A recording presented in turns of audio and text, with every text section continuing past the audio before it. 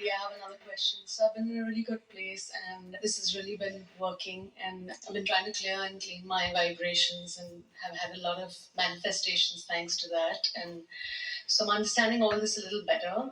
I don't really know how to, I'm lost now. I had a question, but it's gone. So basically I'm in a good place and I just want to know, am I on the right track in regards to meeting somebody? The reason that you got lost in the question is because in the middle of it you realized that you were asking us to be your guidance system instead of realizing that you've got one.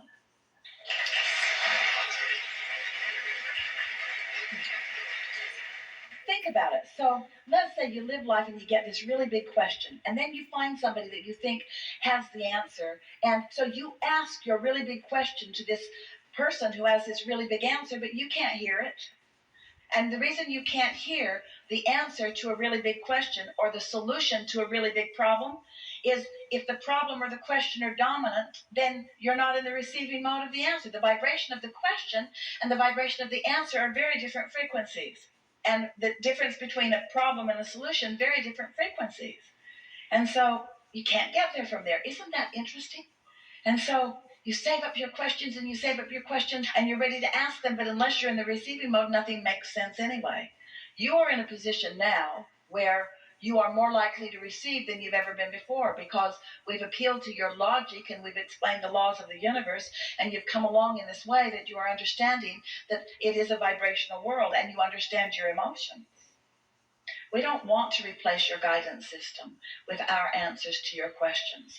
We want your life experience to answer your desires.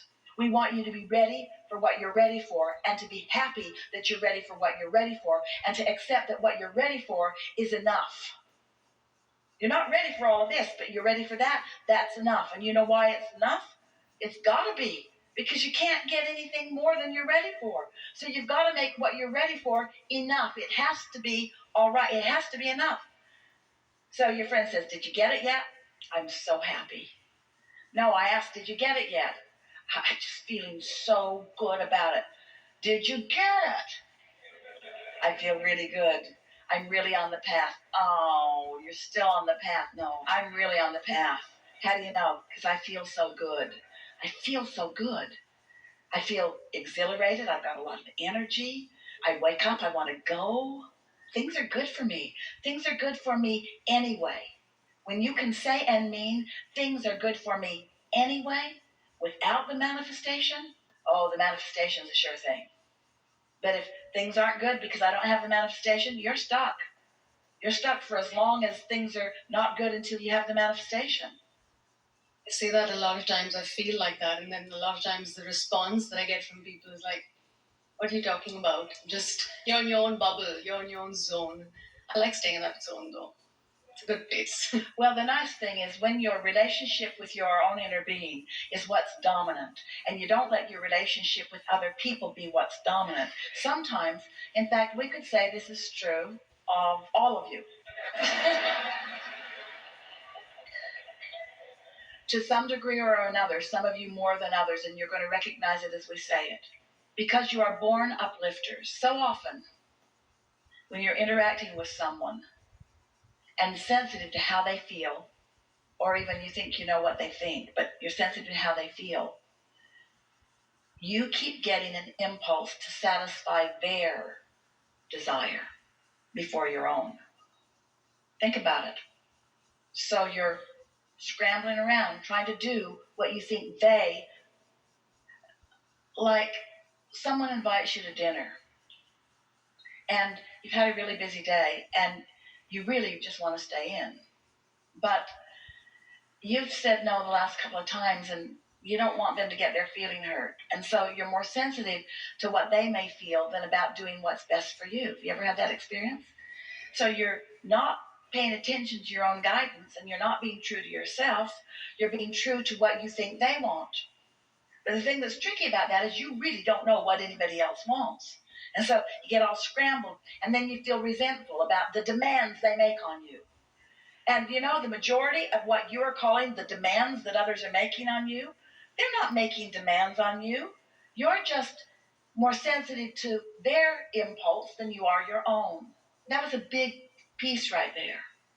But when you're ready to be ready to be ready to be ready, when you're really tuned in and you're following the impulse that is best for you, only when you follow the impulse that is best for you do you stay in alignment. And when you stay in alignment, then you allow that momentum to get more. And before you know it, you're sweeping up all kinds of people with you that are ready to be ready.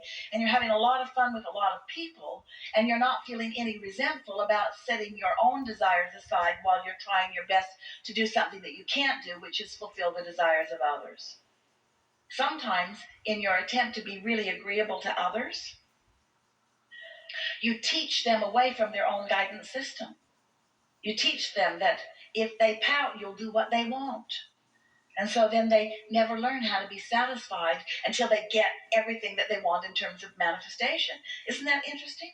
When you believe that you have to get what you want, if you teach that to your children, that if you pout, if out here in the manifestation you do something that affects the way someone else responds, then you're teaching them against the way the universe actually works.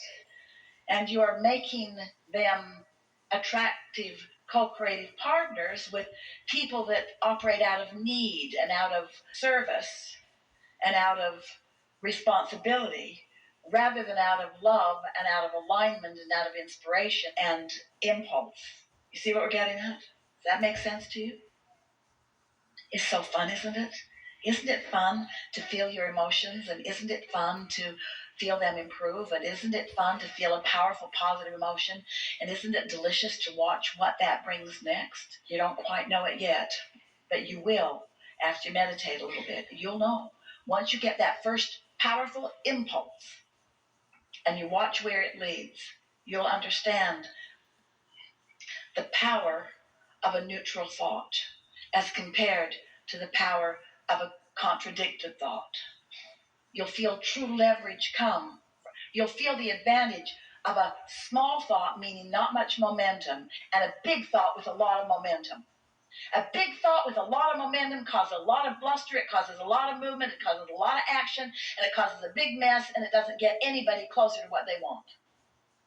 A small thought with no resistance will become a bigger one, and a bigger thought with no resistance, and a bigger one, and a bigger one with no resistance, and a bigger one, until there is a movement of pure positive energy, until amazing things are happening around you. That's just how it works.